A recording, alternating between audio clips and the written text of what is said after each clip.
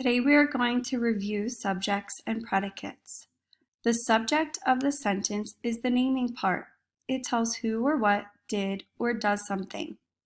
The predicate of the sentence is the action part. It tells what the subject did or does. Let's look at these examples. Pam walks her dog. Pam is the subject of this sentence, or the naming part. The boy chooses a pet. The boy is the subject or the naming part of this sentence. Let's take a look at predicates. The dogs pull on a rope.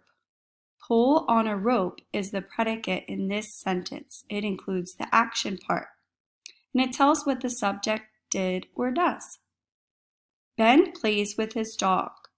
Plays with his dog is the predicate of this sentence.